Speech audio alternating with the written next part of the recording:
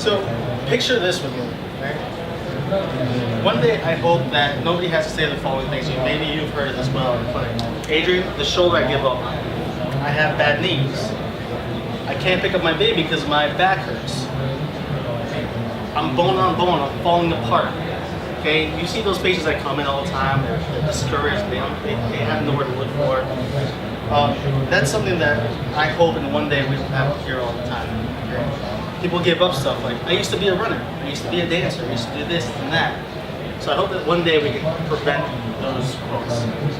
Call me an extreme optimist, but that's what I hope to see. So let's change gears. Did you guys know, as far as U.S. healthcare costs, cancer, we spend about $90 billion. You know what's second to that? Chronic low back pain. It's about $88 billion that we spend in chronic low back pain. So just keep that in mind. I'll come back to that point. So why do you think you ignored your pain for so long? Why do you think it took a couple friends or a couple people and one friend to really motivate you to get some help for your knees? What do you think it was that helped you muscle through the pain? Maybe some of it had to do with that, maybe being from Texas and that kind of will of like, you know, you just kind of, I mean, part of that could be some of that character a bit. I mean, I grew up with, are you throwing up now? If you're not throwing up now, you're going to school. You know, so you just kind of push through it. I think I was also a little bit of, I do think there was some kind of shame involved too. Like, you know, you don't want to admit something hurts that bad. And I remember too when the doctor said to me, like I had to say it to her a couple of times, like you have to say, this doesn't feel good. And she went, oh, I just saw you get up from the chair. Or we passed in the hall or something after I had gone. I was waiting for the x-ray or something like that. And she said, I watched you get up. I didn't realize you were in so much pain. And that was like almost embarrassing.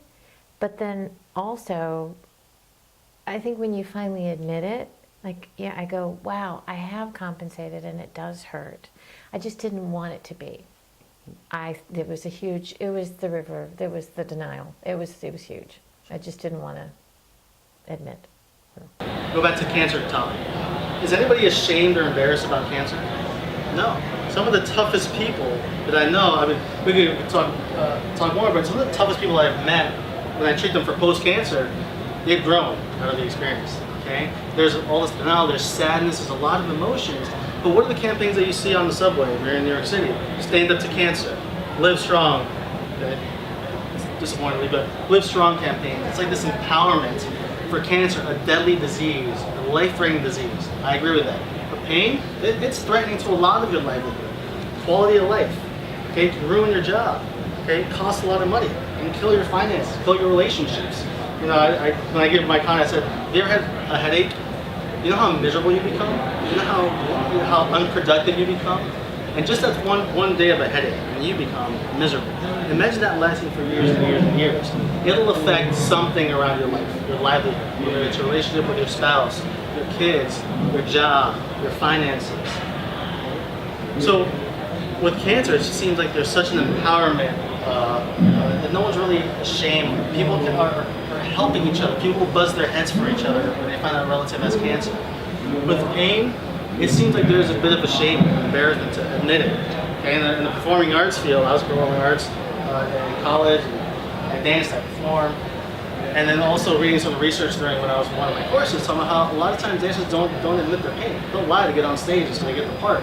Okay? There's a shame, there's embarrassment, there's also a career choice they have to make. But I think my job is through video to show that there has to be a change in that. Let's reduce the amount of shame or the amount of embarrassment that people feel just because they have pain. Be proactive about it. Okay? Change the way you view pain. Yeah, my knee has been bothering for about a week. No, let me go get it checked out. Okay? As opposed to the shame of waiting for long enough for 10 years, that when you have a 7-year-old son who wants to play basketball with you, you have to give up playing basketball with them, 20 minutes early because your back is giving you out. So if we can change the way that we view pain and liken it to someone's cancer, okay, then I feel like there'll be a lot of solutions to our pain epidemic currently going on.